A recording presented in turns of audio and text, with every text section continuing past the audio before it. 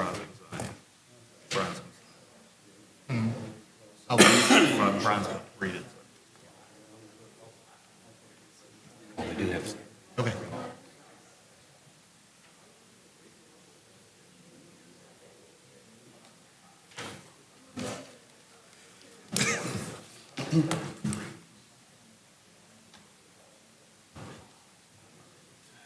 Ready, Brian?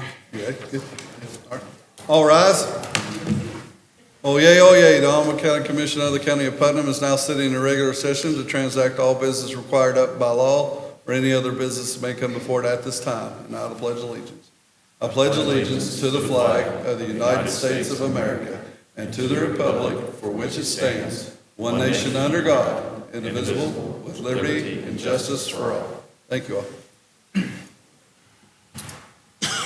All right, thank you, Brian. What do you have for us? Gentlemen, I have for you your edit registers for your initials so we can pay the bills. I also have for you a order to transfer from the Putnam County Community Criminal Justice Fund to the General County Fund the sum of $28,253.86. I have an order to transfer from the General County Fund to Putnam County Employee Benefit Fund the sum of $9,139.50. And that was for the month of July. And I have an order to transfer from the General County Fund to Putnam County Employee Benefit Fund the sum of $8,657.50, and that was for the month of June. All right, I'll make a motion to approve the invoices as reflected in the edit registries. Second. Got a motion and a second. All those in favor say aye. Aye. Just a motion. And a motion to approve the orders. Second. Got a motion and a second. All those in favor say aye. Aye. Aye. Down to our general business. Well, Oh, you got I'm more? gonna tell you a Sorry. little bit, just a little, Well, you got an election coming up or something? yeah, I got a little election coming up here in November. Not many people are aware of it, but yes, there. So, we'll have the constitutional amendments on there as well as the fire service, EMS levy. Early voting will start October 26th and run through November 5th. We will have the voter registration deadline is October the 18th. For your all's calendar, I am going to try to coincide our public test of the election equipment on your Tuesday, September 13th date. And we'll do that at 8 o'clock. Okay. And run into your, I believe it's 8 o'clock. I'll confirm with you the date and time just to make sure, but kind of want you to leave that open. And I'll do my best to try to coincide as long as the programming gets back to me in time. With that said, the website is updated for people that are interested in the audience or people that are interested at home. The website is updated both with the fire levy and EMS language as well as the constitutional amendments, the 4 constitutional amendments that will be on the ballot. So there'll be tabs at the top of both pages, whether it be the election page or my main page, that they could click on and see that language at that time. Obviously, we do not have the sample ballot as of yet because we just pulled for ballot positioning today. In addition, the precincts 1, which is Buffalo, 18, which is Bancroft, 16, which is Poca, and 26-1 and 26-2, which is Winfield, will be piggybacking on our ballot for the general election for their municipal elections as well. But other than that, I have nothing else for you, gentlemen, unless you have something for me. Thank you, Brian. I'll be around if you need me. Under our general business, we have our prior meeting minutes. I'd like to make a motion to approve the prior meeting minutes as presented. Second. Got a motion and a second. All those in favor say aye. Aye. Erroneous assessments. Erroneous assessments, I'd like to accept, No, those are denied. deny 2 and accept The rest. the rest. I'd read out the names of the 2 denied, The please. 2 denied. Description.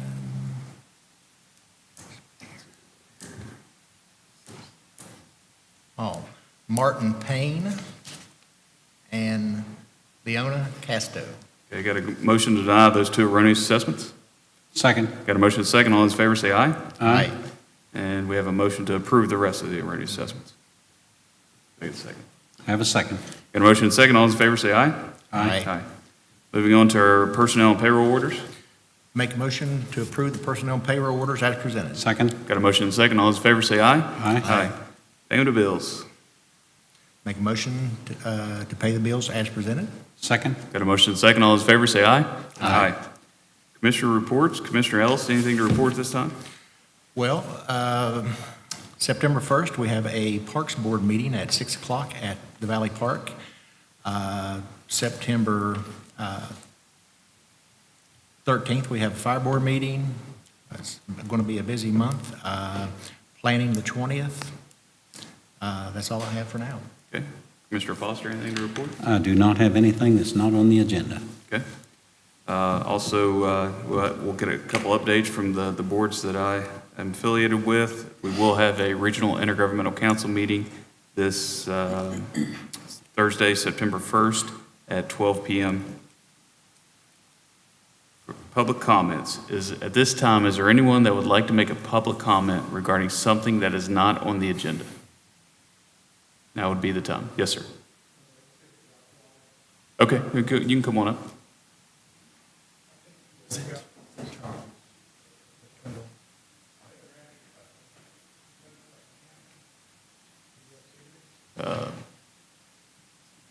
So,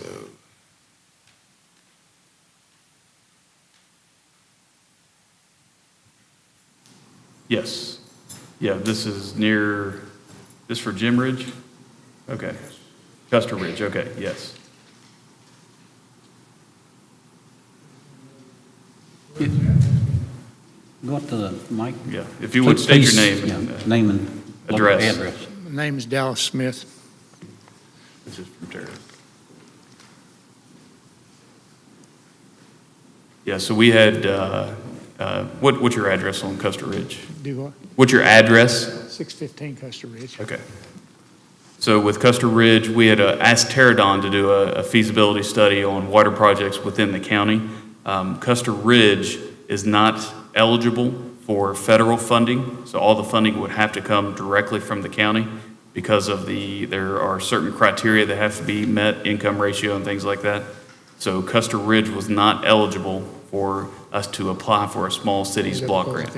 Is that because of income? Yes. So that's something we have the study done. We have somewhat of a design and an area that we've looked at and have an approximate cost. But at this time, we can't. There's no other sources for us to get help. We would have to fund it all ourselves. Ourselves, which the amount of money it's hard to come up with, just from a county standpoint. Well, what about all this infrastructure money that's floating around now? So that was just signed, so there could be new opportunities that come to us. And what's been available to us in the past, Custer did not apply. But with everything that just got signed, there might be more opportunities coming down that we can look at. That's what I want to know. Yeah. So we have the study's been started. We have an idea of cost, an idea of how many customers that we could have signed on, but we need to see who can help us with that project with this infrastructure money being passed down. So Manchin help you any? he could. I mean, that's a possibility. We're going to need help because we just can't fund that ourselves. Commissioners, do you have anything else you want to add? I've been talking to state senator and then Manchin, and anyway, what I seen was on your website. It said special projects and services, and you guys provide leadership. Yes. What's my next move? What should I do to So- get this rolling? So we need, I think we're there. I think we have the study done. We just need we need funding that isn't income driven Okay. for Custer Ridge.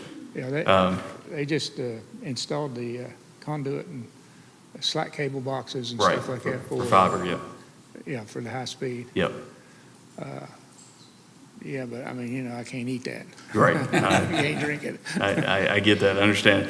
So I would say, the local senator you're working with and working through Senator Manchin's office, I'd stay in contact because as that money starts to come down, those buckets might be the point where we can help and apply through Custer Ridge. Yeah, I just want to know because it was 2019 when this is done. Yes, so we did a study, and then we update it, periodically as obviously costs have risen, to have an accurate amount of what it would take to do that project. Yeah.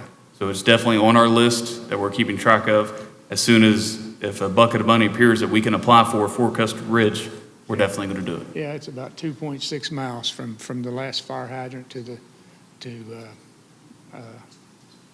Cross Creek Right. line. And there are probably 28 to 30 households. Right. out there. Yep. Okay, all right. All right. I just want to know. Thanks so much. No problem. Thanks for coming, sir. Is there anybody else that make public comment regarding something not on the agenda? All right, we'll go down to state settlements, fiduciary orders. Larry? Yes, just need a motion to authorize the president to sign off on the estate settlements and fiduciary orders.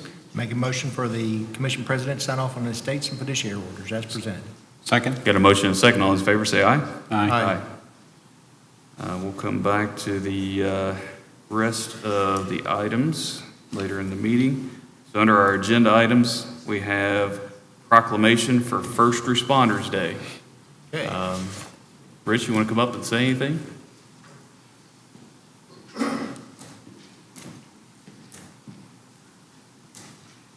Yeah, as far as the First Responder Appreciation Day, I'd just like to thank the commission for getting behind us and helping us promote that with a proclamation.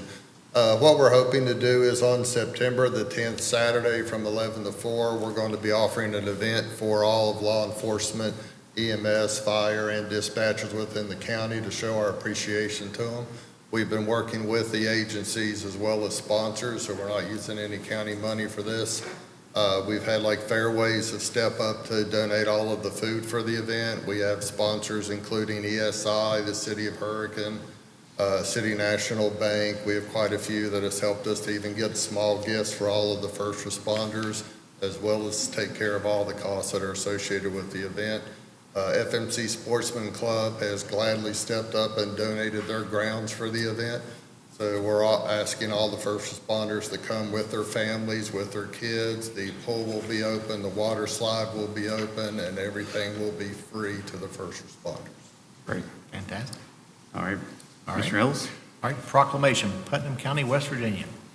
Whereas individuals, both career and volunteer from police, fire, emergency, medical services, search and rescue, and other organizations in the public safety sector come together for the first responders to help the public, and whereas first responders risk their own safety by performing their duties to protect our community every day, and whereas fire responders at the first lines of defense against threats, and whereas first responders are a vital part of the community, standing ready 24 hours a day and handling emergencies as well as volunteering with their own time in the community organization. Therefore, Putnam County Commission, West Virginia, does hereby proclaim September 10th, 2022 as First Responders Day. Thank you And very much. Sheriff, would you want to come up and say anything about just first responders and kind of this event? And I know you're bashful, so. We really want to thank everybody that's put forth, the citizens and the companies that have put things forward, and especially you. You've kind of spearheaded this thing. I hope to be a good turnout from the law enforcement side of it through all the Hurricane POCA, the county and the state police, and we'll encourage our people to come. And we thank you, Commission, for the proclamation. All right. Thank you. Thanks, Sheriff. Rich? Yep.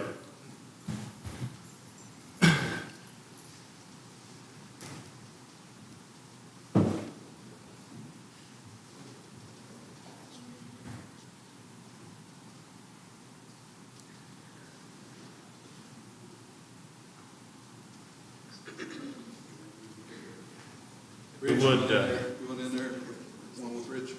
One with Rich. Sheriff, come on up for a photo.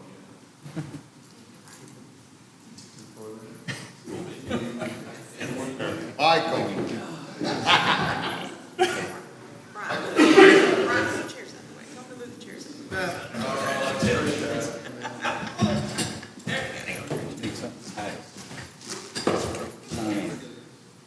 Knock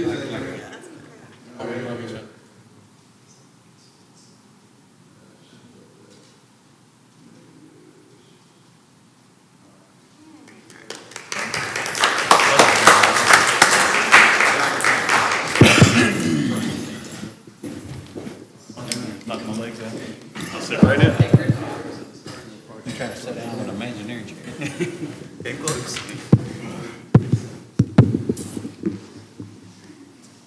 All right, now we start into our financial updates. First, we have Putnam County Development Authority, Morgan Tenney.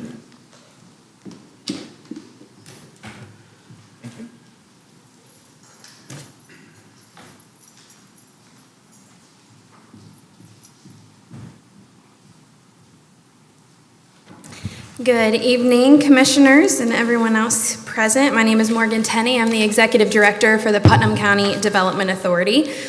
First of all, I just want to say thank you for allowing me to be here this evening. Thank you for letting me be the Director of the Putnam County Development Authority. I've now been Director for 5 months, and wow, a lot has happened in 5 months. I just want to say thank you for the Commission's support. Without you all, we wouldn't be where we are today. So I've handed you a packet. The second page here is really just a highlight and probably the most important of what you all are looking for this evening. In the last 5 months, we have completely restructured our entire organization. We have changed staffing, our operations, our accounting, our marketing, and our fundraising. So we're undergoing new branding, and we are aggressively trying to increase our visibility efforts. We're trying to get more community support and financial support as well as awareness.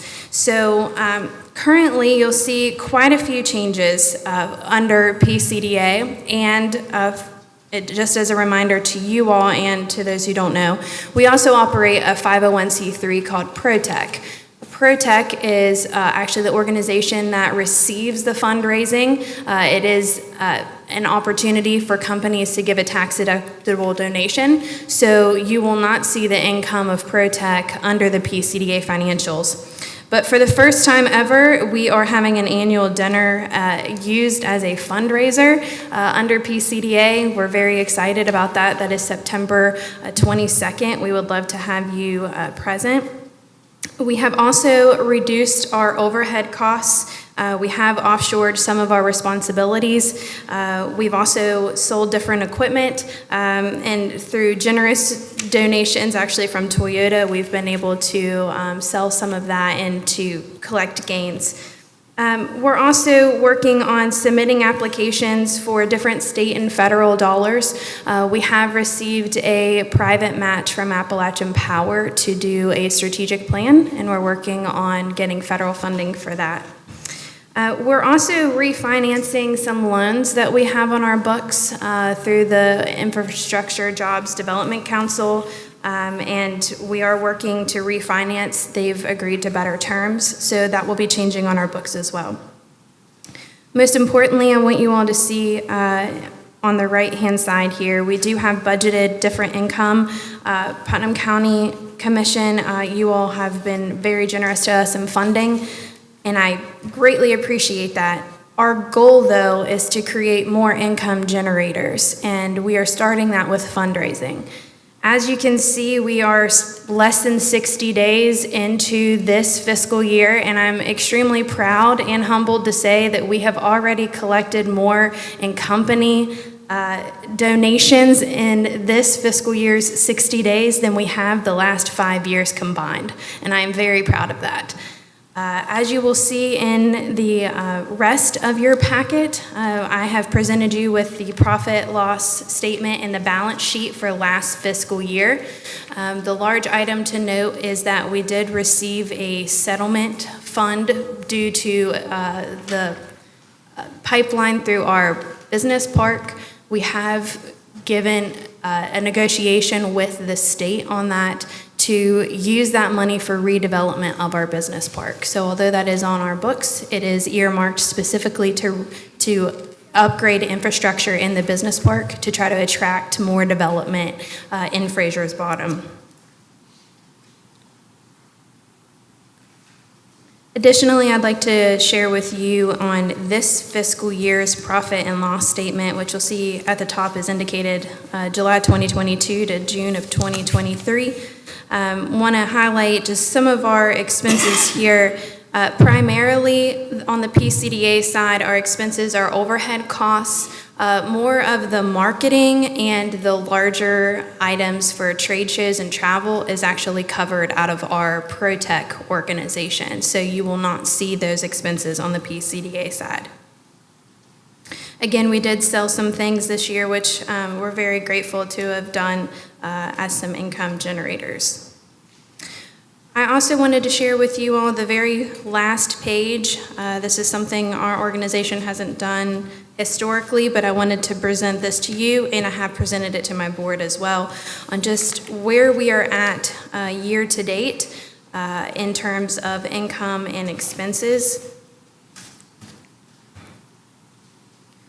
And as you can see, we're faring very well already 60 days in. Again, the private donations on the ProTech side are not indicated on the PCDA financials, but again, we already have collected more in the last 60 days than we have in the last 5 years. I'd like to end with just sharing a few things that the Putnam County Development Authority is working on. A lot of people don't know what we do. In short, we develop Putnam County. So we are working on big projects such as a utility extension along Route 35. We have a lot of interest in development along that new corridor. We're working on workforce development with Toyota along with other manufacturers. We believe that workforce development is where we retain and attract new talent, and we find that important. We're also facilitating prospects. I spent the entire day today with actually a prospect from Germany that's looking to put a plant here in Putnam County. So we're working with prospects weekly. And then lastly, we're also working quite a bit with Nucor, the new steel mill that's coming into Mason County. We're capturing a lot of the talent that wants to live in Putnam County, and we're very excited to have them here. So thank you for your support. We're very thankful, and we're continuing to work on income generators and fundraising. Do you have any questions of me? Any questions? No, sir. No, sir. All right. Thank you, Morgan. Thank you. Next up, we have Health Department, Crystal Moberly.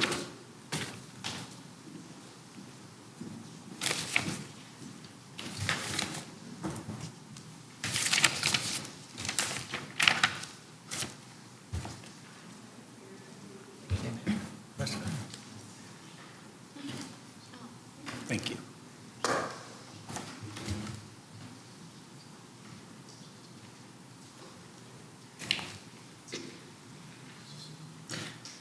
Good evening, commissioners and the public. I am Crystal Moberly, the Executive Director at Putnam County Health Department.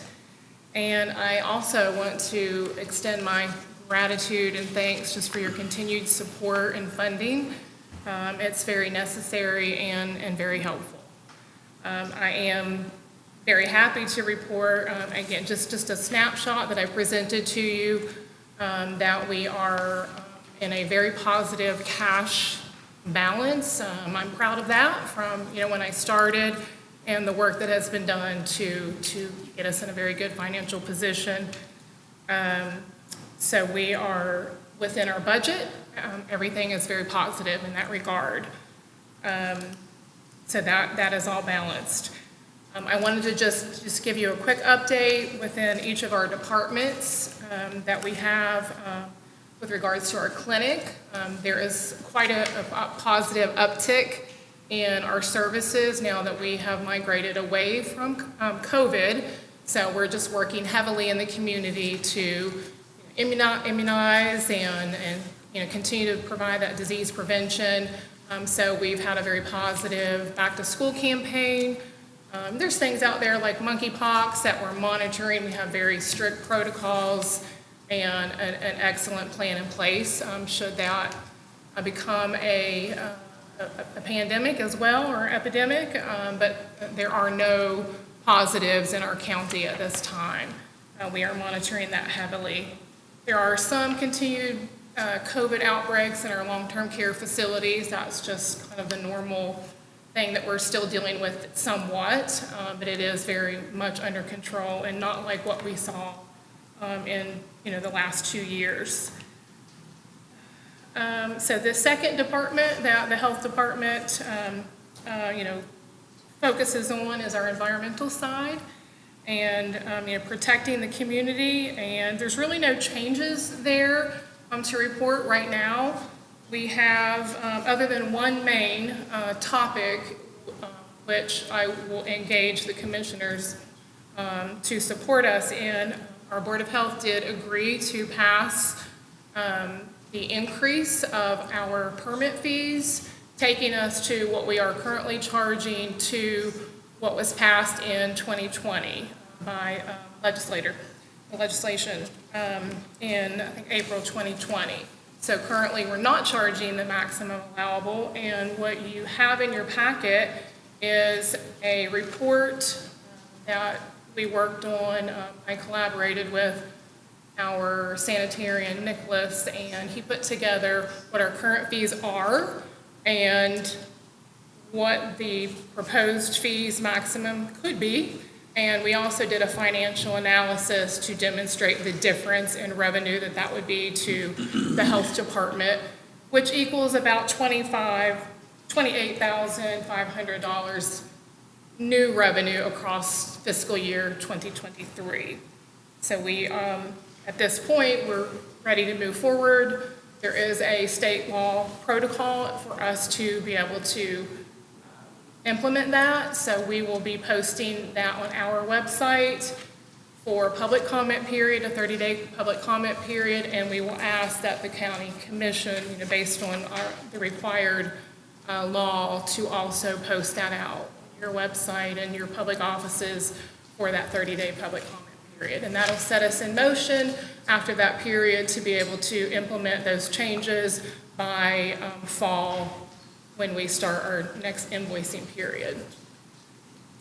So that's the only change there. We ask that you continue to be patient with us on the restaurant side, the inspections, as we're still working diligently to catch up after COVID. We are shorthanded. We did lose a staff member she relocated. She'll continue to work with us 1 day a week. So that's great, so we didn't lose her 100%, but that puts us down to 2 sanitarians, one of which is still in training. So we have 2.5 for the whole county, striving to continue to maintain our permits for the sewer, septic, and restaurant inspections. And moving into the final area that we focus on, which is health promotions. I'm super excited to say that we, again, after moving away from COVID, we're ready to reignite our strategic planning along with our Board of Health and our entire team, and begin to work toward reestablishing our goals for the community. Not just response, which we have been doing, but getting into just developing new goals and networking with the community and expanding our value again. And just for an example, working toward targeting the 65 and older population, aligning with senior centers, hopefully partnering with EMS and law enforcement to bring forth some new possibilities where we can collaborate and reach out to the community and provide services like teen violence, drug addiction awareness, those type of healthy living education pieces within our schools and our community. And that is really it. We meet every other month, the 4th Tuesday at 6 p.m. Everyone is welcome. And that is all I have today. Commissioners, do you have any questions? I have a question. The tattoo and piercing studio permit fees are not affected by the 64 CSR 30. Are they currently paying a fee? It just wasn't increased, or what is they are they? Whatever's on that schedule is straight from the. We do inspections, yes, but there is no Just no change in the fee due to the new legislation, I guess? Correct, yeah. Okay. That's all I have. That's all you Any have. We questions? have 65 septic permits presently. Okay. So since the beginning of the year, or Pardon? since what time? That was for fiscal year 2022. Okay, last fiscal year. So far, we're only into, the Right. second month for fiscal year 2023. Okay. But I looked at the numbers, we're trending exactly, Okay. precisely as we were the prior year. All right. Thank you, Kristen. So thank you so Thank you. much Thank you. for having me. All right. Next, we have libraries. Megan Tarbett.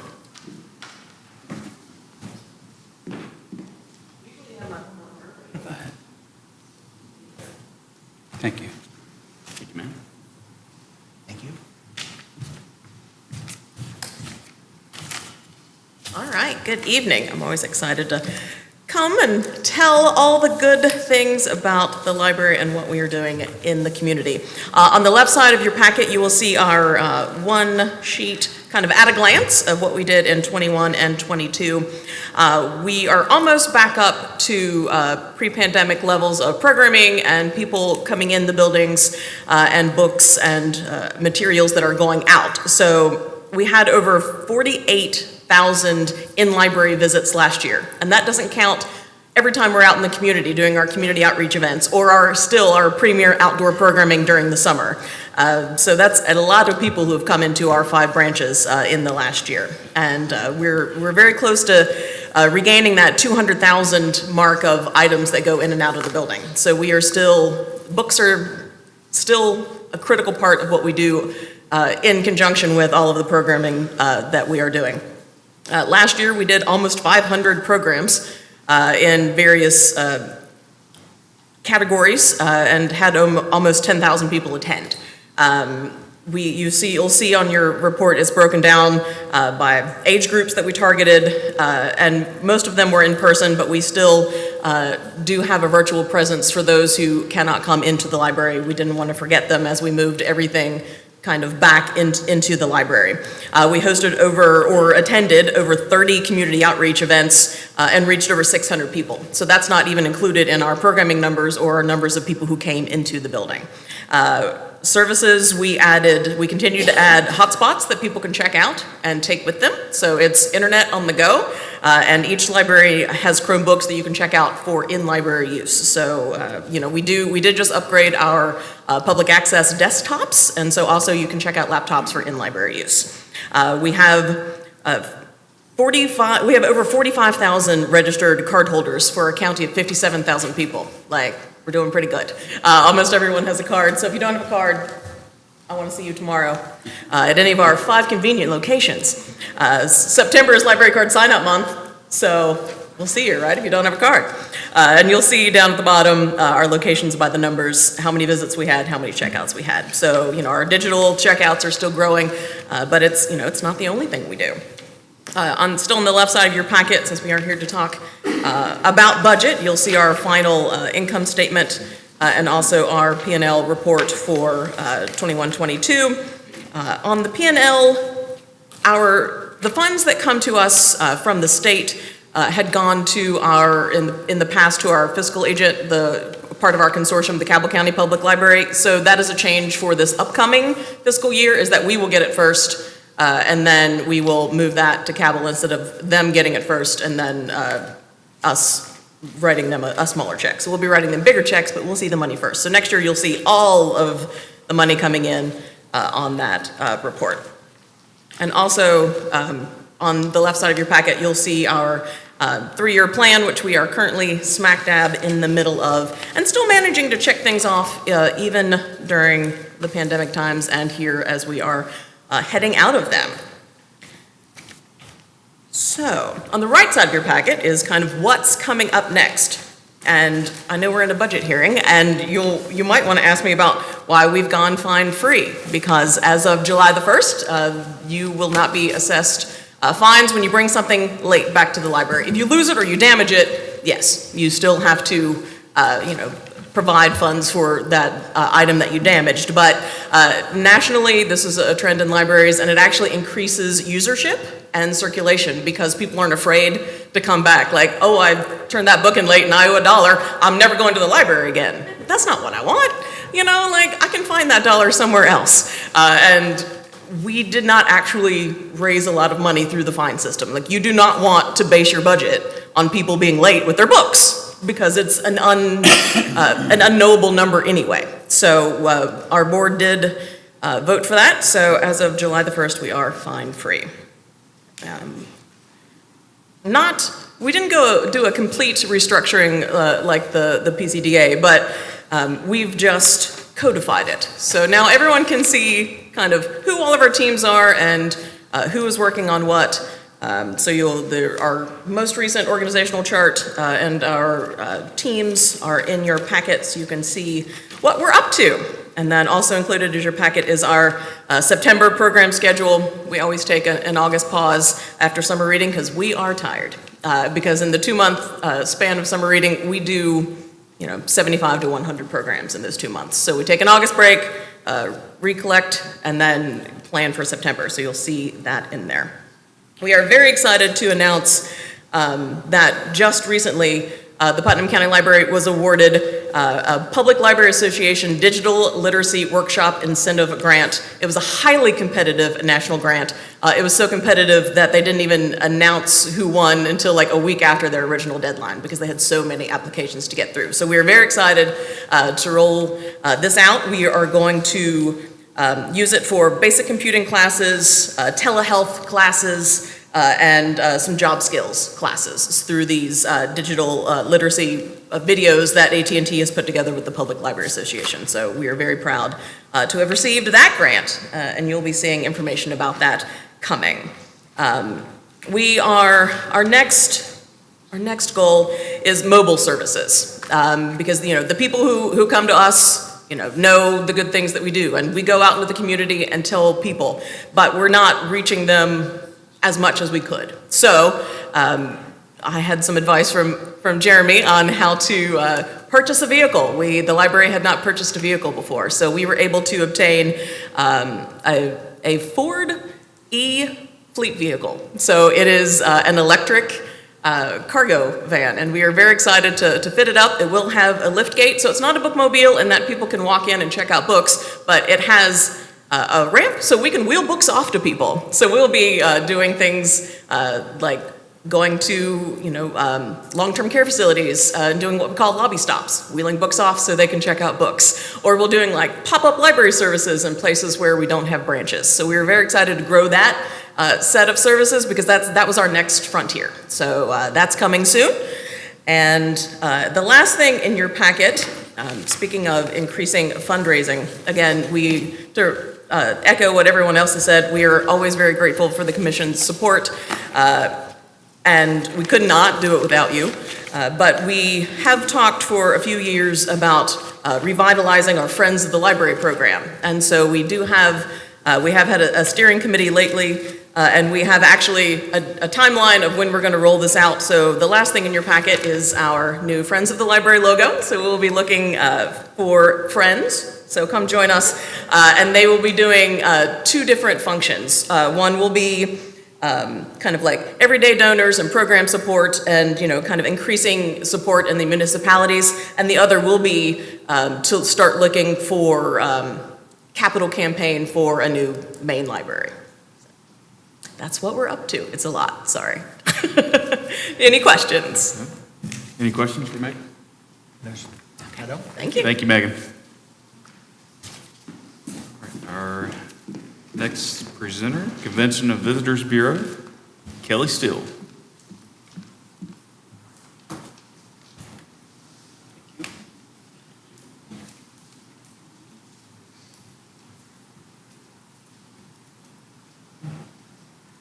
Hello, and thank you for the opportunity to present. If you open your packets, you'll see on the right is our annual report. So I'm going to start there, and I am sure that we're all tired of talking about the pandemic, but I'm very happy to report that Putnam County's visitor levels or overnight visitor stats have not only returned to pre-pandemic levels, but our hotel occupancy is about 3% above what it was pre-pandemic, which is very good news, even with additional hotels that were not in place pre-pandemic.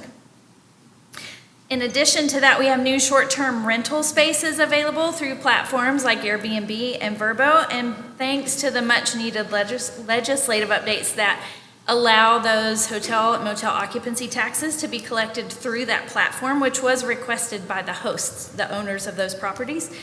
We are able to collect, you all are able, thankfully, to collect and remit those through those platforms as well. So this means that our hotel motel tax revenue has increased significantly since last fiscal year, since fiscal year 21.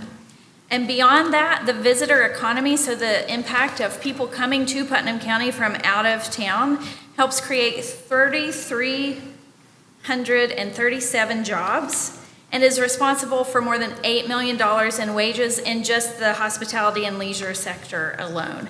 Now, that number about jobs takes into account the amount that visitors spend in everything from gas stations to grocery stores to hotels and to our attractions.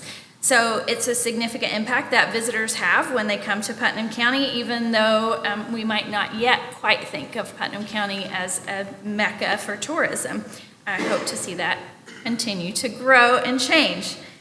With our budget, that means that we were able to maintain expenses that were slightly under budget for the fiscal year, but we spent nearly $90,000 on marketing and advertising expenses to help grow that economic impact of visitors to our area.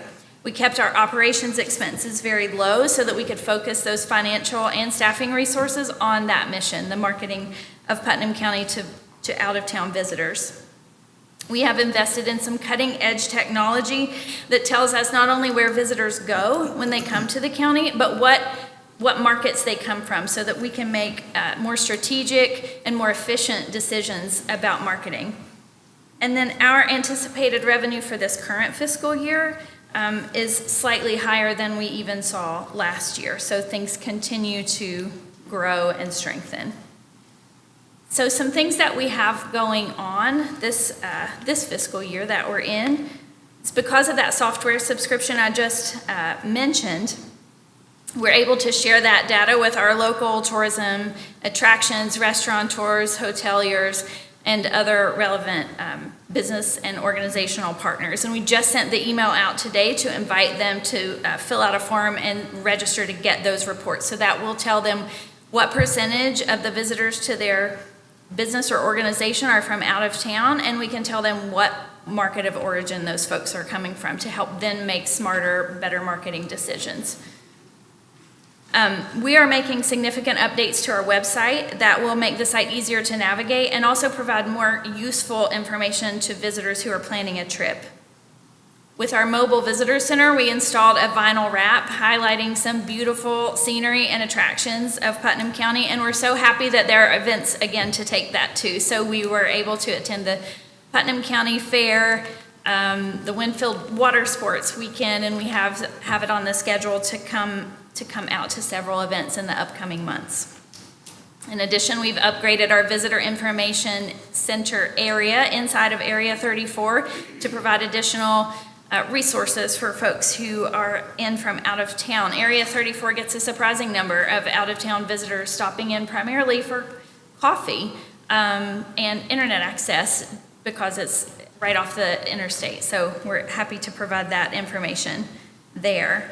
We're building up our photo and video library to help both showcase Putnam County in a way that's attractive and appealing, and also to share those resources with partner agencies like the PCDA, the Chamber, the library, parks, and other local organizations, because we want to work as a good community partner to help promote our events and to communicate about Putnam County professionally and cohesively. And then on the left side of your packet, I just wanted to make a note. In there, you will find a cover letter, a profit and loss statement, an income statement, balance sheet, and a copy of our most recent financial review, which was from fiscal year 21. We're undergoing our fiscal year 22 financial review right now. It'll be ready within about a month. And as a note of that, you might notice that's more than I typically have provided. There have been updates to state code requiring additional reporting by CVBs. I'm happy to let you know that we were already in compliance with all of the updates to state code, and that this same packet was sent to the State Auditor's Office, the West Virginia Association of CVBs, and the Senate Committee on Government and Finance. And so moving forward, this is the packet of information you will get annually. But I am happy to answer any questions you have about any of that. Commissioners, any questions? Do not. Kelly, thanks so much. That concludes our outside agency financial updates. So our next agenda item, we have a bid opening, Putnam County Fiber Optic Project. Mr. Jesse Parker. Now the good news is out of the way. I'll break out the bad news. We have one bid, and that one bid, unless Larry tells me otherwise, I wouldn't recommend opening it, and that is because we issued an addendum, and the bidder called me yesterday and said they forgot to acknowledge the third addendum. So even if I open that package, we automatically have to throw it out, at least from my understanding, unless Larry says otherwise. I make a motion, we reject the bid and rebid the process. Second. Redo the process. Got a motion and a second. All those in favor, say aye. Aye. So what time frame do you think, We can bid it as soon as next week. Okay. 30-day bid holds required. I'll get together with Ronnie, see when the commission meetings are So, next month, did and we'll we- get it scheduled. in our pre-bid meetings, did we have a lot of interest or? In the pre-bid, we had 7 contractors show up. We had 6 contractors pick up plans. We had one contractor call this morning, and the magnitude of the project kind of shied them away. Right.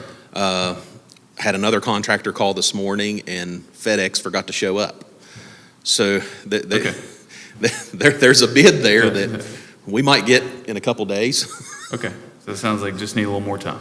Yes, sir. All right, thank you, Jesse. Mhm. All right, looks like we have a couple of text amendments. Ms. Tina Peck, Planning Commission.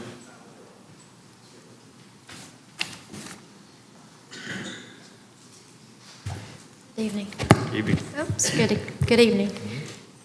Yes, this is text amendments for 2022-06 and 2022-07 to modify Article 150.02 and Article 100 subsections 100.01-100.12 of the zoning ordinance for the zone unincorporated areas of Putnam County, West Virginia. Jason Asbury, Chairperson for the Putnam County Ordinance Review Subcommittee, and the President of the Putnam County Planning Commission, has petitioned for a text amendment to amend Articles 150.02 and 100, Article 100, subsections 100.01 through 100.12 of the zoning ordinance of the zoned unincorporated areas of Putnam County, West Virginia. Reference documents include Tays Valley Land Use Plan, US 35 Corridor Management Plan, and Putnam County Community Plan 2014 Bridging to the Future. State Code Authority may be found in West Virginia State Code Section 8A-7-8 amendments to the zoning ordinance by the governing body.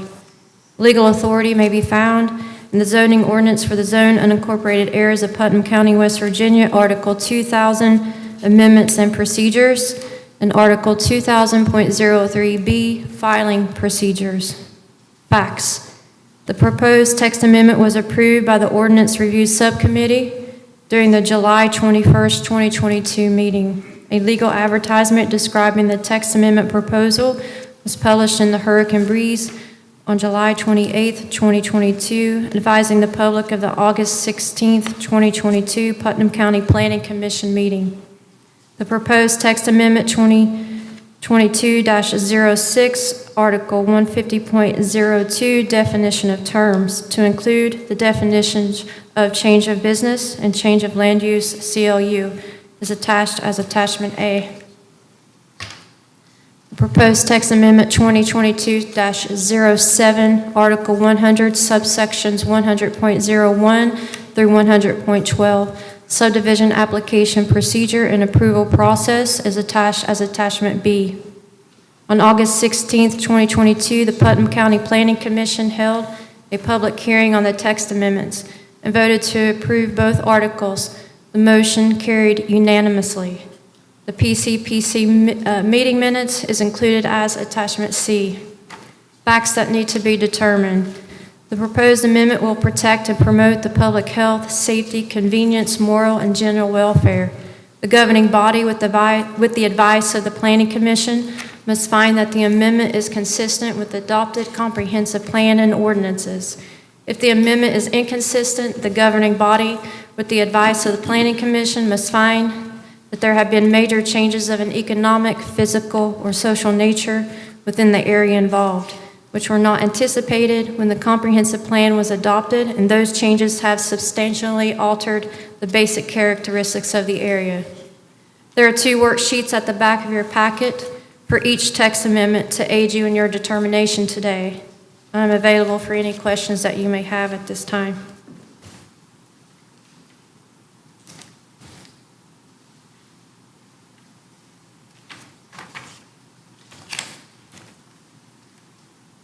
How many people showed up for the public hearing at the Planning Commission? Are you talking about in the audience or the In the board audience, itself? in the audience. I'd have to get the sign-in sheet. Was there, I don't remember, I'm sorry. was there a lot of public comment? There was no public comments.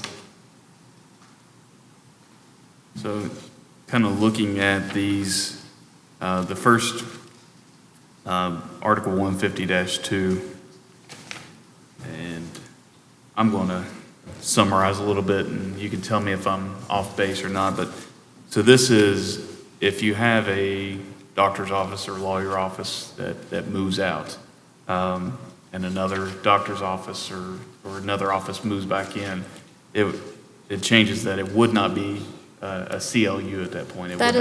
That is correct. That is Okay. not a change of land use, and that's what we have been calling it since I've gotten here.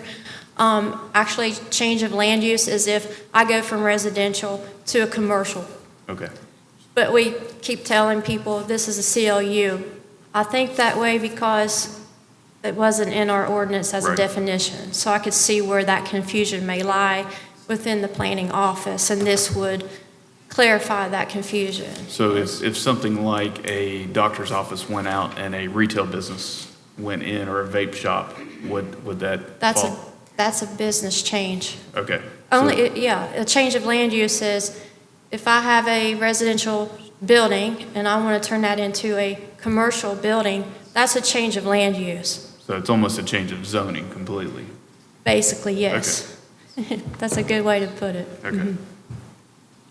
Well, it's, you could have something zoned C2 that is currently used as a residential property. So once that changes from residential property to commercial, you're not really changing the zoning, but you're changing the land use. Right, you're changing how That's you right. use that. Exactly.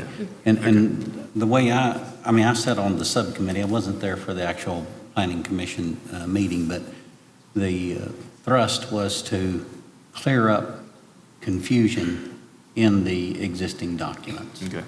And I could give you an example of what I'm talking about. There was a business going into Liberty Square, and our office told them they need a CLU. And the person that owns Liberty Square called our office and said, this is not a change of land use. This is a change of business. And that's what prompted me to put a clarification in our ordinance of what the differences are between a business change permit and a change of land use permit. These definitions go hand in hand with permits in our office. Okay. Yep. All right. So you want to public hearing on both these, Larry, or individually take them up, or We went to, I'm sorry. did we do a public hearing on both amendments at the same time, or? Yes, we Okay. did a subcommittee And then we also did a public hearing for both of those for the Planning Commission. Okay. The question is, did we do an individual one for each text amendment? Did we Or do a did we public lump it hearing? all together and do one public hearing for all of it? Yeah, we did one public hearing for all of it. Okay. Right. Yes. Okay. I'm sorry, I should have said that there are minutes. Okay. I believe I did say that for attachment C, for any clarification.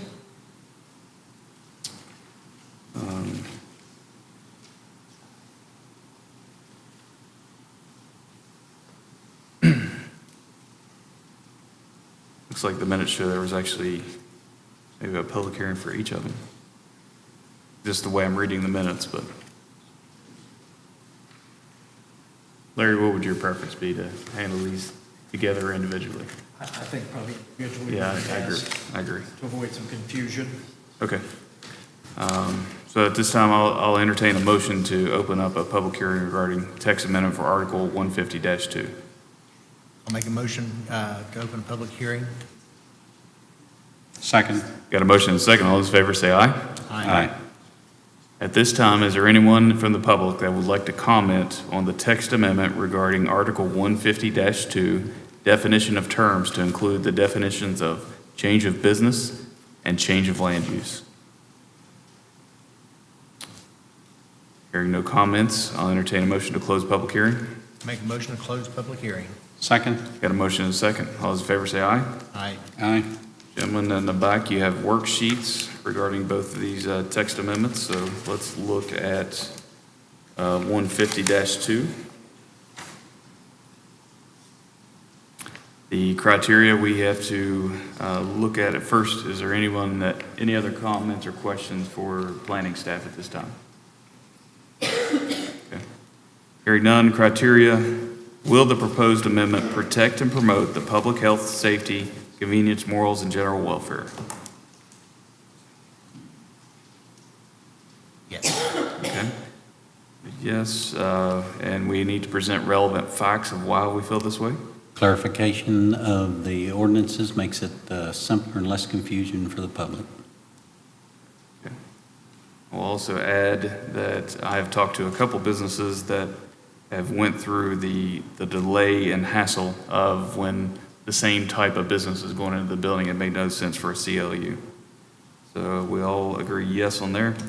Is the amendment consistent in achieving the objectives of the adopted comprehensive plan, US 34 Corridor Management Plan, and the Tays Valley Land Use Plan? Yes. And what are the relevant facts that we can present?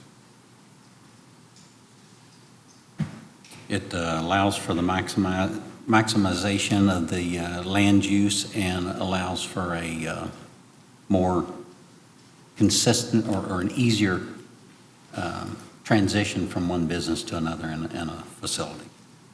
Okay. I vote yes as well. It's all three yes. With all yeses, we will move on to a formal adoption.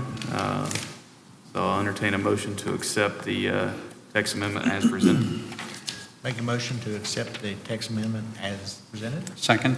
Got a motion and a second. All those in favor say aye. Aye. All right.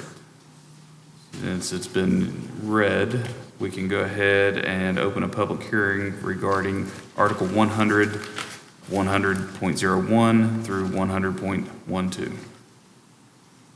Make a motion to open a public hearing on 100.01 to 100.12. Second. Got a motion and a second. All those in favor say aye. Aye. Is there anyone from the public that would like to comment regarding text amendment for Article 100, 100-01 through 100-12, subdivision application procedure and approval process? Hearing none, I'll entertain a motion to close the public hearing. Make a motion to close public hearing. Second. Got a motion and a second. All those in favor say aye. Aye. Aye. Do the commissioners have any questions of staff regarding these text amendment proposals? Commissioner Foster, if you wouldn't mind giving us a little bit of background from the committee and the concerns and the areas being presented today. Well, I believe that most of this is clarification, simplification of the ordinances. Just for example, we had many times that something would come in front of the Planning Commission as it relates to farms that were subdivided by court order. And we didn't have a good system whereby we could do that. And when the judge rules that you got to divide it 6 ways because there's 6 children, then when somebody wants to further utilize their property and subdivide it by our ordinances, it's a major subdivision. And it just didn't make any logical sense, and it created real issues for family members going through that type. That's just one example of what we went through. A lot of these changes came about because we had stuff that would come in front of the Planning Commission, and at the end of the meeting, the Planning Commission, we were all looking at each other going, why did we just have to address that? And it also eliminates some circumstances that they had to go through a public hearing process on something that was so simple that it just didn't make sense.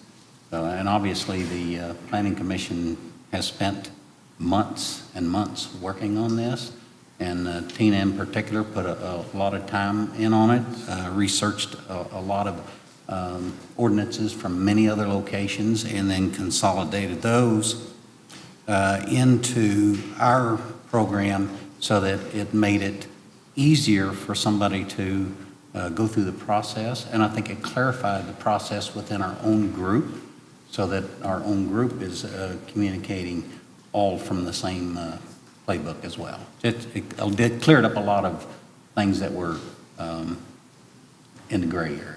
Okay. So in the review of this, did we find that there were any conflicts with the rest of the ordinances, or is it pretty much in this category? The changes made, they aren't affecting other ordinances or will contradict what is said in other ordinances within our, that we've adopted?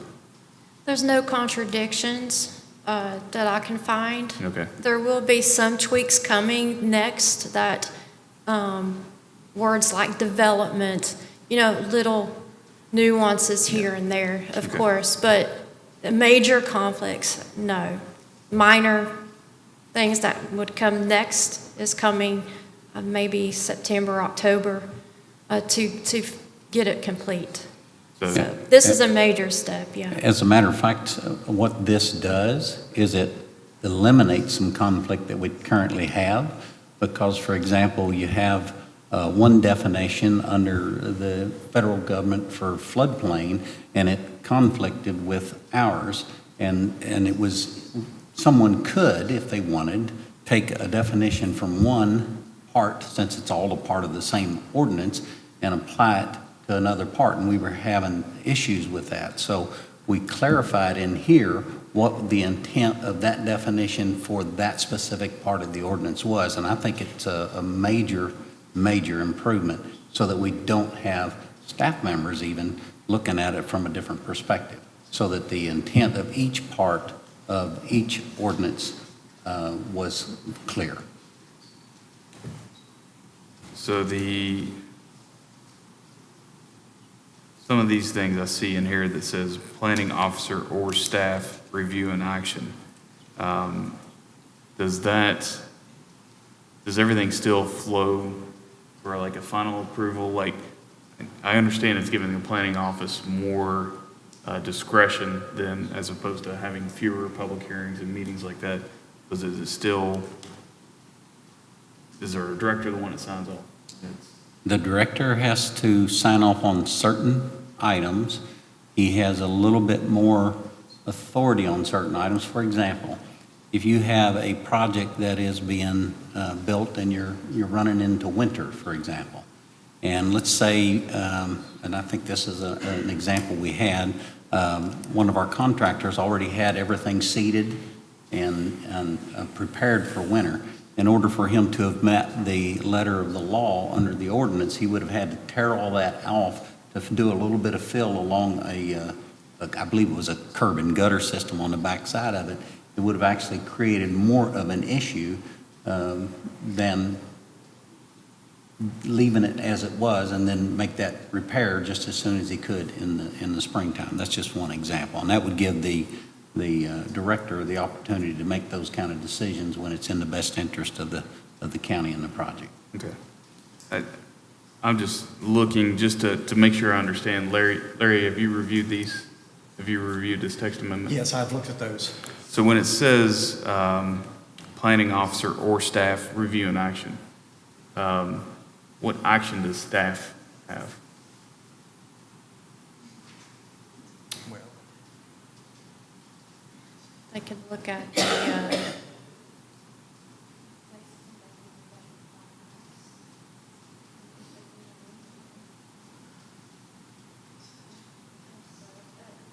this would only be for minor developments Okay. and minor divisions of land. Anything major would still go before a public hearing. Right. So, I guess I'm just Yeah. making sure internally within the office that it's all going through the planning officer. yes. Is that the case? Is That's that- my understanding. that's Okay. my understanding. Yeah, that's my understanding. Okay, and it may be just the way I'm looking at it and not understanding. That's what I just wanted to make sure is that, a staff member couldn't authorize or do anything on their own without it going through the director, the planning officer. And I think that's currently the way they operate it.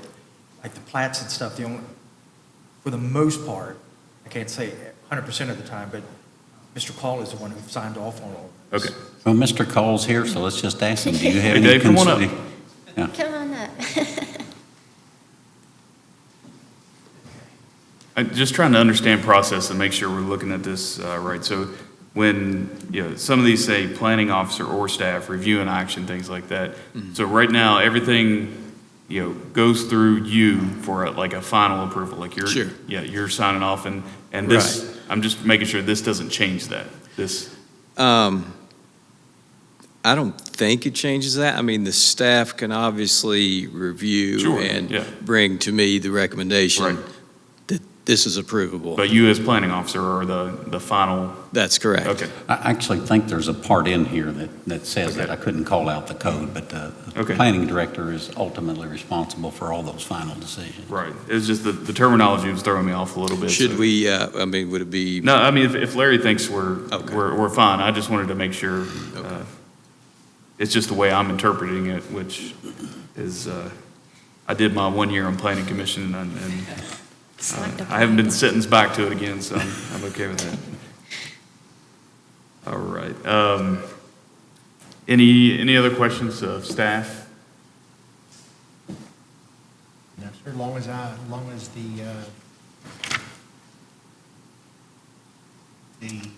who David's in charge has to sign off, I'm okay with it. And this is just for reference, Tina, and the research, and what, was it local towns and cities or counties that you researched? Can I clarify that? Sure. I did a lot of research, but what I was thinking, I'm the one that came up with this. I don't think it's ever been done. The division of land, minor and major and minor development. I don't think it's ever been done. So I basically wrote that, just to let you know. Okay. I did a lot of research, but my thoughts on it, it's not out there. So, yeah. So, David, your thoughts with this text amendment? Yeah, I think it's great. I think she did some great research here, some great work. I think there are some few little ambiguities we may need to iron out as we're working with it, because this will be a whole new system. Right. So there will be some things we may have to tweak, we may have to change. As it actually happens, that. Yeah. Well, Yeah, I might add that the subcommittee had multiple hearings on this, and there was a lot of back and forth on it. Right. And this has been fine-tuned. It won't be perfect, Right. and nothing is. Sure. But been a tremendous amount of effort put in. I think one night we were here till 10:30, 11 o'clock. And the subcommittee took it upon themselves to go ahead and extend that period of time and work through it, because it's hard to go back and forth and restart what you've already spent many hours on. So I think that really paid off for the subcommittee, and I believe it's a really good document. Okay. Not perfect, but really good. Well, it's one of the things that they'll have to test the trials and see. I agree. See what happens. Okay. Thank you, Dave. Thank you, Tina. Yeah, you're welcome. Any other questions? All right, so we have before us our worksheet, facts that need to be determined for text amendments, or for the text amendment for Article 100, 100-01 through 100-12. Number one criteria, will the proposed amendment protect and promote the public health, safety, convenience, morals, and general welfare? Yes. Okay, and the relevant facts. I believe it streamlines our process, clarifies definition, makes it more user-friendly for both staff and for the public. All right, anything else to add? Okay. All right, we have 3 yeses on criteria 1. Is the amendment consistent in achieving the objectives of the adopted comprehensive plan, US 35 Corridor Management Plan, and the Tays Valley Land Use Plan? Yes. And the relevant facts regarding that? I would say the relevant facts are it allows you to maximize land use with the minimal amount of interference with, or let's say confusion with the ordinances versus what you need to do in the field. I think it's much more user-friendly for staff and for the public. I would say with what we're experiencing, our available land in the county, we're seeing fewer and fewer spots available for development. So anything we can to do to encourage that development of those open spots, especially on the north side of the river and down in the Fraser's Bottom area, we definitely want to do what we can in those areas. So I would agree. With 1 and 2, consider yes. We do not need to answer number 3. So with that, I'll entertain a motion to approve text amendment for Article 100 and 100-01 through 100-12 subdivision application procedure and approval process. I'll make a motion to approve the subdivision from 100.01 to 100.12 as presented. Second? Got a motion and a second. All those in favor say aye. Aye. All right. Thank you, Tina. Thank you so much. Y'all have a Thank good you. evening. Thank you.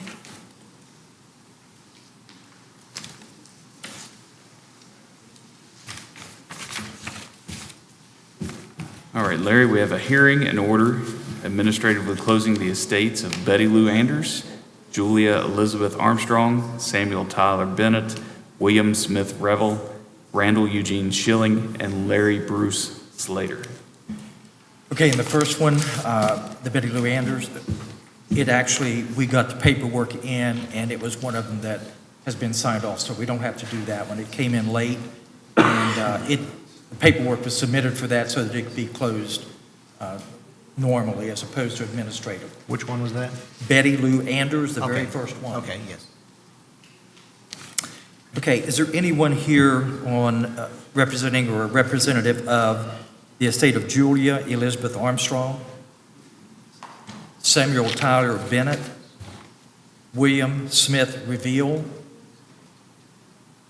Randall Eugene Schilling, or Larry Bruce Slater?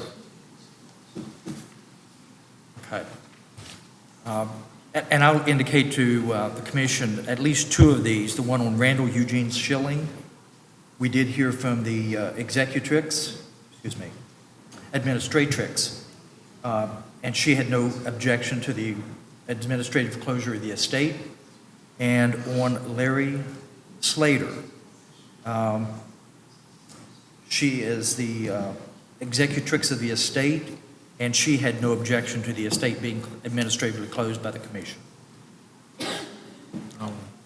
I'll make a motion to administratively close the estates of Julia Elizabeth Armstrong, the estate of Samuel Tyler Bennett, the estate of William Smith Reveal, the estate of Randall Eugene Schilling, and the estate of Larry Bruce Slater.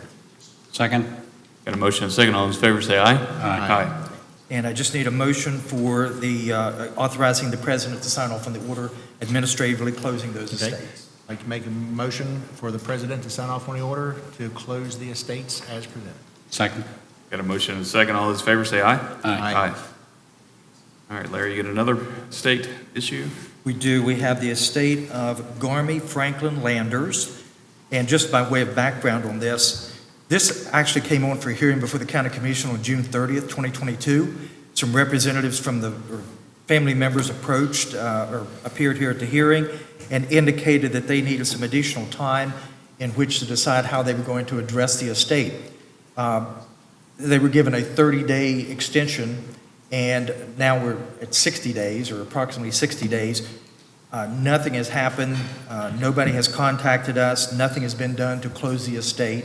And so, we're 60 more days down the road, and it's still in the same position it was. I'll make a motion, we close administratively the estate of Garmy Franklin Landers, because I was the one that asked for the extension, and authorized the commission president to sign. All right. Second? Got a motion and a second. All those in favor say aye. Aye. All right, Larry, keep going.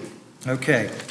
There was the county is currently involved in an agreement with the West Virginia Conservation Agency and the Putnam County Commission. It's agreement number 1425-01.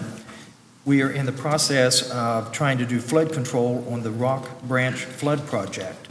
And there was an agreement that was drawn up, and I believe that there was previously authorization between the members of the county commission authorizing the president to sign off on that agreement so that it could be put into effect and could move forward. And we just need an affirmation on the record today that the president was authorized to sign off on that agreement. Mr. Call, that was submitted, wasn't it, for the Rock Branch? All that's in good working shape? Yes, sir. All right, thank you. Mr. Cole, do you know whether, do you have an approximate amount? Because I know that the county commission is supposed to pay anything over and above a certain amount. Do we have any idea what that amount for the county commission is? The WBCA has agreed to pay not to exceed $25,000. So we'll have to see when the bids come in. Okay, we are not under any obligation if the bid comes out at $250,000 to come up with that. We can reject it and not accept the project at all. Oh, absolutely. Okay. All right. Yeah, WBCA is, yes, not to exceed 25. I'll make a motion for the president to sign off on the sub-agreement between the West Virginia Conservation Agency and the Putnam County Commission. Second. Got a motion and a second. All those in favor say aye. Aye. Thank you, David.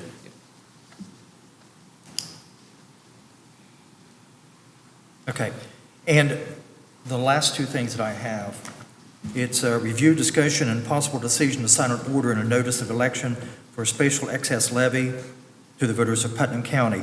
I actually brought this on at I believe it was the last hearing, and at that time, the county commission did sign off on these. However, I had sent that to the secretary, the state auditor's office for a second review, and I had not received anything back from him at that time.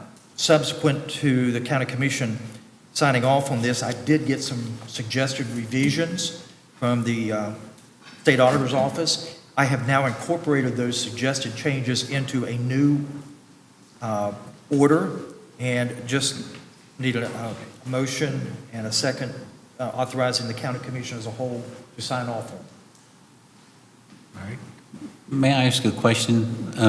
Brian, you had given us I guess a date whereby we needed to get this completed and to you. Are you still okay if we make a change to get it on the ballot correctly? Yes, today was the draw, so and I believe Larry had already forwarded me this Okay. current language. So, assuming, I can always pull it back, I went ahead and forwarded it, assuming your all's approval of this. Okay. Went ahead and started the process, but I can always pull it back and remove it from the ballot if necessary.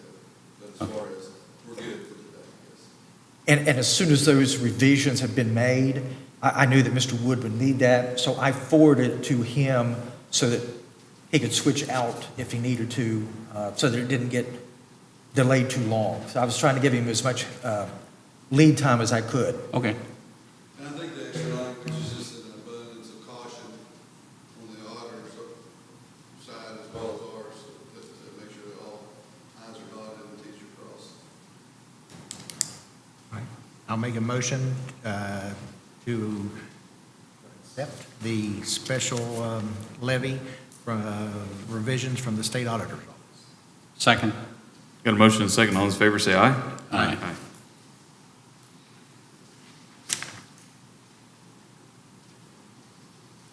We have two separate items there, Larry, that we need? Yes. Okay. All right. And Larry, would it be two or three? Be ballot language? We've got the sample ballot, and then it's actually the advertisement that will go into the newspaper. And for the special election for the ballot, it again has been modified based on the suggestions from the state auditor's office, and just need a motion for authorizing the county commission president to sign off on that sample ballot. Right. And approving the legal advertisement that will appear in the paper. when you do that, two of those? So it'll Second. be the order, So moved. That's the notice, the legal advertisement, and then the back sample ballot. Correct. Okay, so they have all three. Yes. So I just need authorization for the county commission president to sign off on the sample ballot, and then there doesn't require a signature on this, but authorizing the legal advertisement to be published in the paper. all right. I'll make a motion for the commission president to sign off on the sample ballot, and make a motion for the advertisement as well. Second. Got a motion and a second. All those in favor say aye. Aye.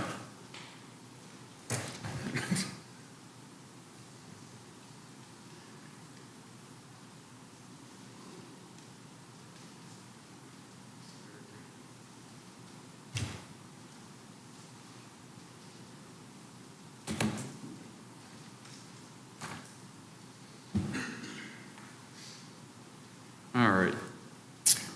Tim? All right. We just need to affirm the decision that was already made by telephone around August 9th of 2022 to provide 10% match of up to $180,000 for a water project to provide water at Deerfield Estates through the West Virginia IJDC.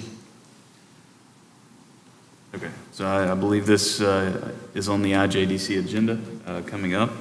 So again, we have agreed to this. This is just affirmation of that decision. Correct. Okay. Make a motion to accept that affirmation of the decision on the West Virginia IJDC as presented. Second. Got a motion and a second. All those in favor say aye. Aye. Aye. Tim, do we have any budget revisions or orders? No budget revisions, but I have about 4 orders. Okay. Okay, the first one is to issue a check from the Water and Sewer Fund in the amount of $1,650 payable to WV Corp. For the DOH bond premium on the Jim Ridge Phase 2 water project. Make a motion to accept the order as presented. Second. Got a motion and a second. All those in favor say aye. Aye. The next one is to issue a check from the Technology Fund in the amount of $6,956.90 payable to Alpha Technologies for additional storage capacity. Make a motion to accept as presented. Second. Got a motion and a second. All those in favor say aye. Aye. Aye. All right, the next is to issue a check from the 91107 fund to the Electronic Services Incorporated in the amount of $13,759.09 for equipment costs due to the lightning damage to the radios. Make a motion to accept the order as presented. Second. Got a motion and a second. All those in favor say aye. Aye. And the last one is to issue a check from the 91107 fund to Bridgeport Equipment for $4,798 for equipment costs due to the lightning damage. Make a motion to accept the order as presented. Second. Got a motion and a second. All those in favor say aye. Aye. We do have some board appointments. All right. Like to, okay, we make a motion to appoint. Yeah. All right, Zach Creed to the Putnam, here, I can read it better, Putnam County Development Authority Board for a term to start October 1st, 2022, and to expire September 30th, 2025. Second. Got a motion and a second. All those in favor say aye. Aye. Okay.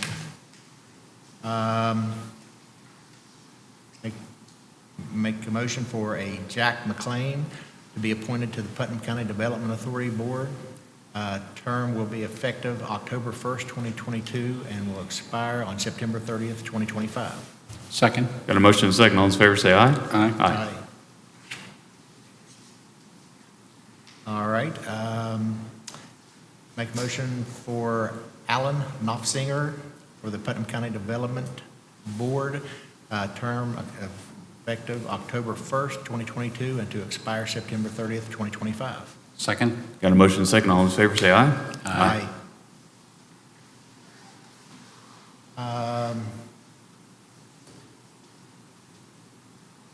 And, okay. Make a motion for Jolita Raines, Putnam County Development Authority Board, for a term effective October 1st, 2022, and to expire September 30th, 2025. Second. Got a motion and a second. All those in favor say aye. Aye. All right. Make a motion to appoint Doug Tate to the Putnam County Development Authority Board, effective October 1st, 2022, and for a term to expire on September 30th, 2025. Second. Got a motion and a second. All those in favor say aye. Aye. Is there anything else that needs to come before this commission? Yes, ma'am.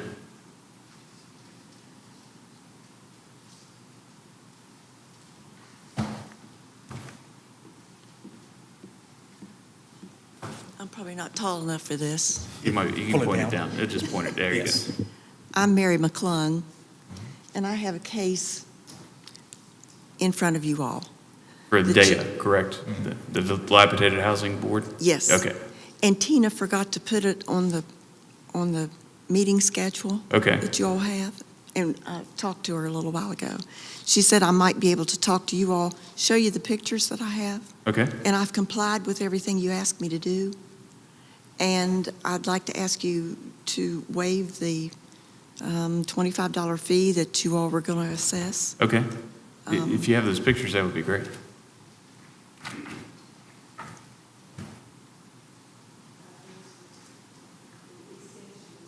The lean-to, okay.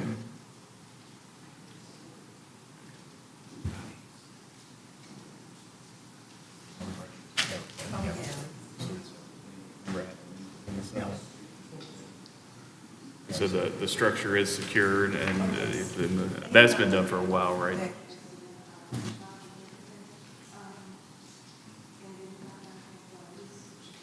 Okay. Okay. Okay. Larry, since it's not on the agenda, I don't think we can take action on it, but since she's brought these in, can we then utilize the fact that she has these in effective today when we do make a decision at the next meeting? So Yes. that any penalties that would go on after that, we can revert those back, right? Or remove those? Yes, and hopefully, we can get out there in the near future and verify everything as well. Yeah. Okay. Yeah. Can you go ahead and take those and then provide them to planning so that effective this day, then we can just confirm that those pictures are accurate, and then we can save her a little bit of money anyway. Yeah. And our goal is never to sanction anybody. We just want the property put in that order.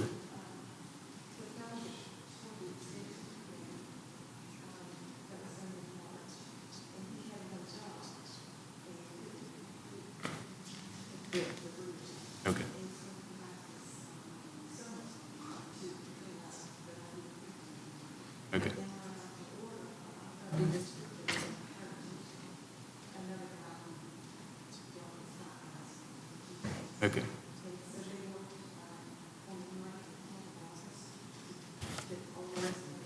Okay, great. Okay. Sure. And you make it, yeah. No, No, that's that's fine, great, that's fine, that's somebody to take care of for you, Yeah. I'm glad to hear Yeah, that. at the next meeting, if you can give us the date that it was completed, and we'll do the best we can to get it verified, then we can. Okay. Yes, we have it in the file. Okay. Yeah, yeah. Okay, Okay. very good. All right, Yes. very good. All right. Makes our Thank job you, ma'am. easier. Thank you. Our planning office will contact you, just, and make sure, they'll go on site, make sure, they're seeing everything that you're presenting. Yes, yes, yes, our planning office will contact you. Thank All right. Thank you. Thank you. All right, anything else need to come before the commission? If not, I'll entertain a motion to adjourn to our next meeting, September 13th at 9 a.m. Make a motion to adjourn. Second. Got a motion and a second, all those in favor say aye. Aye.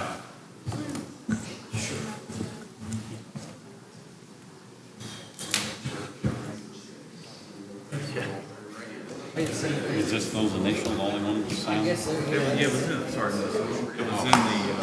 Oh, they're on the file.